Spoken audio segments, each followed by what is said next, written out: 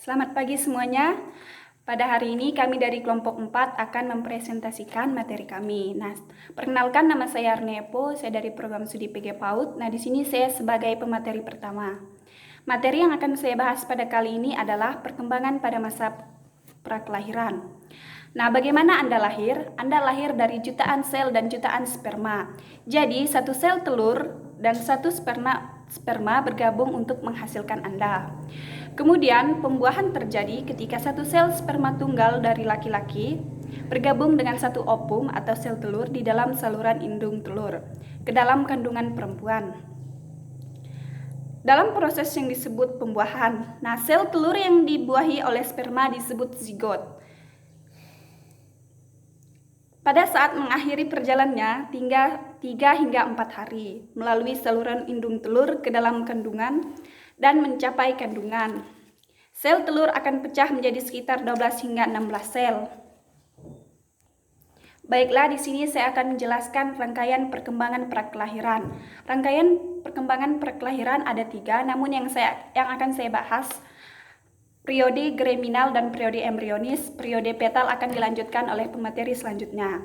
Nah, perkembangan perkelahiran umumnya dibagi ke dalam 3 periode utama, yaitu germinal, embrionis, dan fetal.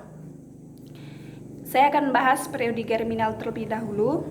Periode germinal adalah periode awal atau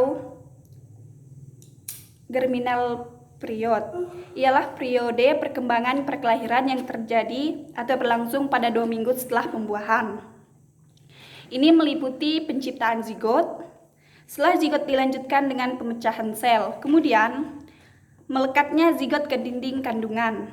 Sekitar seminggu setelah pembuahan, zigot terdiri dari 100 hingga 150 sel. Nah, pemisahan sel telah dimulai ketika lapisan dalam dan lapisan luar organisme terbentuk. Dalam tahap ini, sekelompok sel kini disebut sebagai yang pertama, blastosit adalah lapisan dalam sel yang berkembang selama periode germinal. Kemudian, sel-sel ini akan menjadi embrio. Yang kedua adalah trophoblast adalah lapisan luar sel yang berkembang selama periode germinal. Sel-sel ini kemudian akan menyediakan gizi dan dukungan bagi embrio. Implementation untuk kita, melekatnya zigot ke dinding kandungan berlangsung kira-kira 10 hari setelah pembuahan.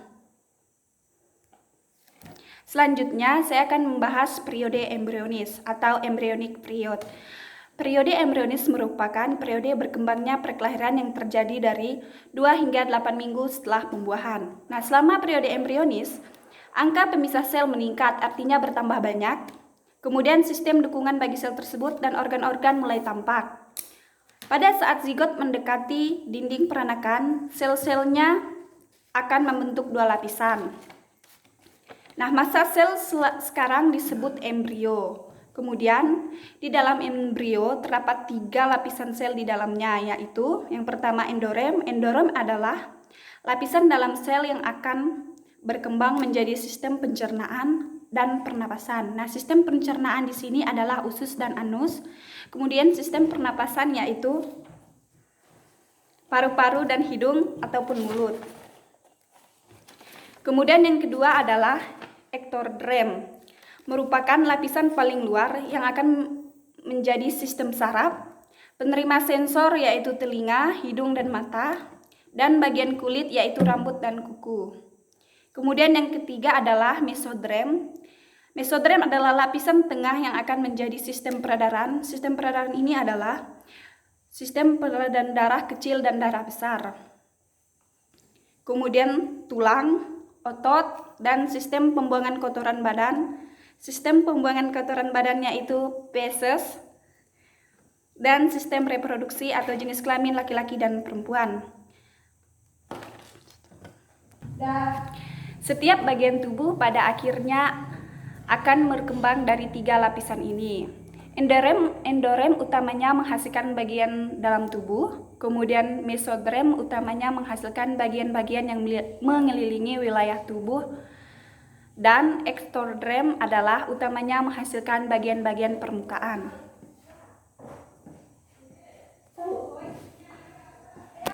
Tahu. Tahu. Ketika ketiga lapisan embrio terbentuk, maka sistem dukungan kehidupan bagi embrio matang dan berkembang dengan cepat. Selanjutnya saya akan membahas sistem dukungan kehidupan. Sistem dukungan kehidupan meliputi yang pertama ari-ari. Ari-ari ini bisa disebut juga sebagai plasenta. Adalah suatu sistem dukungan kehidupan yang terdiri dari sekelompok jaringan atau lapisan yang berbentuk disk atau piring yang di dalamnya pembuluh darah dari ibu dan anak mengait tetapi tidak menyatu. Kemudian yang kedua, tali pusar atau umbilical cord adalah satu sistem dukungan kehidupan yang mengandung dua pembuluh nadi dan satu pembuluh pena yang menghubungkan bayi dengan ari-ari. Yang ketiga adalah amnion. Amnion ini adalah suatu keranjang atau amplop yang berisi cairan bening yang di dalamnya embrio sedang berkembang atau mengapung. Amnion adalah sistem dukungan kehidupan yang penting lainnya, seperti ari-ari dan tali pusar. Amnion berkembang dari telur yang dibuahi bukan dari tubuh ibu sendiri.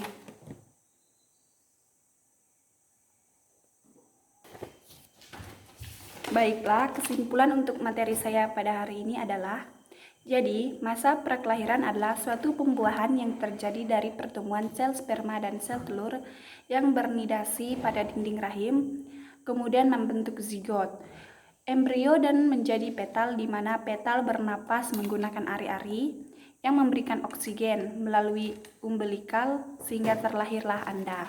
Sekian presentasi dari saya, mohon maaf jika kurang jelas. Sekian dan terima kasih.